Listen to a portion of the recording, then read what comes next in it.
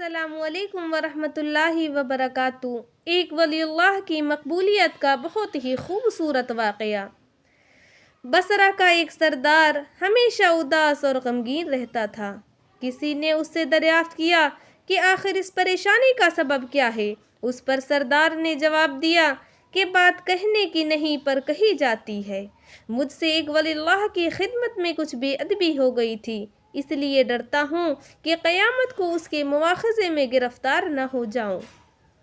वाक़या ये पेश आया कि मैं एक मरतबा ज़ियारत बैतुल्लाह को चला और सब दोस्त व आशना अज़ीज़ व अक़ारिब रुख़सत करने आए। हस्बे दस्तूर कुछ दूर चलकर मैंने सबको लौटा दिया, मगर एक शख्स ज़ैद जो मेरे ख़वास में से था वापस ना हुआ और उसने मेरा पीछा ना छोड़ा। मजबूर होकर मैंने उसको झिड़क दिया कि बैतुल्लाह का जाना भी कोई आसान समझा है जो प्यादा पा चलने को तैयार हो गया। मेरे साथ ना आ और जिस राह से तेरा जी चाहे जा, चला जा।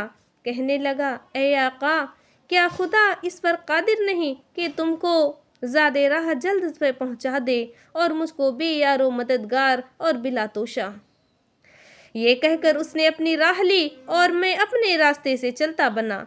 रास्ता भर कहीं वो मुझको नजर न आया। वल्लाहु आलम कहाँ पोशीदा हो गया।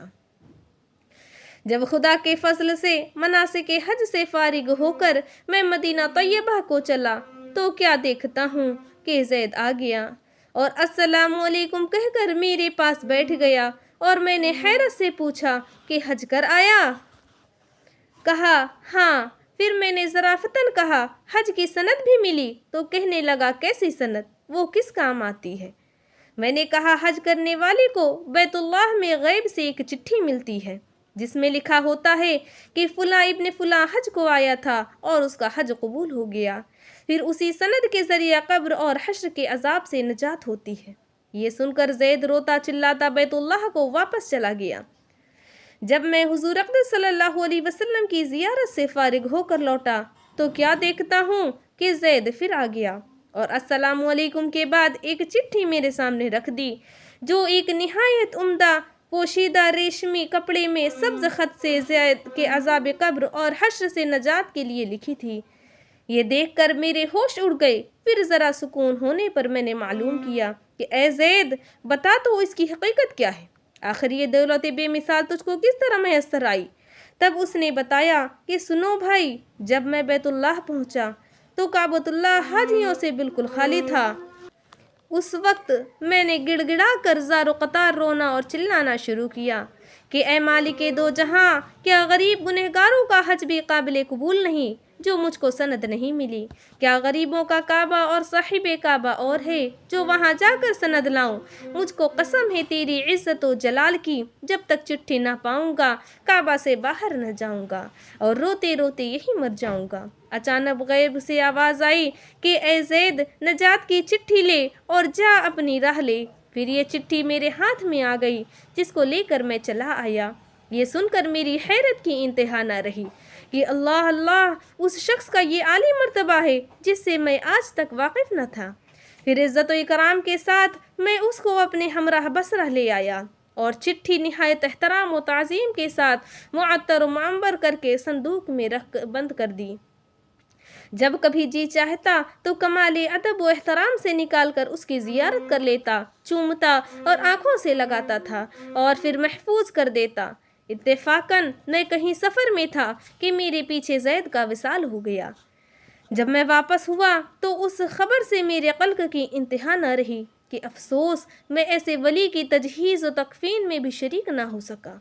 फिर अचानक मुझको वो चिट्ठी याद आई जो मेरे बक्स में महफूज थी।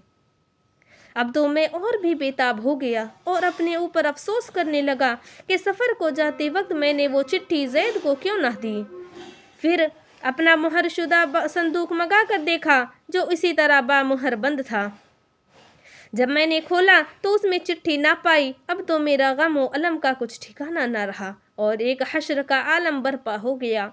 ज़ारो क़तार रोने लगा और रोते रोते सो गया। क्या देखता हूँ कि तरह तरह से सजी हुई जन्नत में ज़ैद सर पर एक ताज रखे हुए ज़र्क़ व बर्क़ लिबास में तख्त जवाहर पर जलवा अफरोज़ है। اس کے چاروں طرف حوروں کے جمگھٹے ہیں۔ میں نے قریب جا کر سلام کیا تو اس نے کہا، اے آقا، اس قدر پریشان کیوں ہوں؟ میں نے کہا، مجھے یاد نہیں، وہ چٹھی تو نے مجھے دے دی تھی۔ کہنے لگا، وہ تو یہ موجود ہے اور اس کی بدولت یہ دولت و حشمت مجھ کو حاصل ہوئی۔ اب آپ کچھ تردد نہ کیجئے، میں اپنی من مانی مراد کو پہنچ گیا۔ سبحان اللہ، جو اللہ کا ہو جاتا ہے اللہ تعالیٰ اس کی سب مرادیں پوری کر دیتا ہے۔ سبحان اللہ۔ میرے ویڈیو کو لائک، شیئر اور سبسکرائب کر کے میری حوصلہ افزائی فرمائیں۔ السلام علیکم۔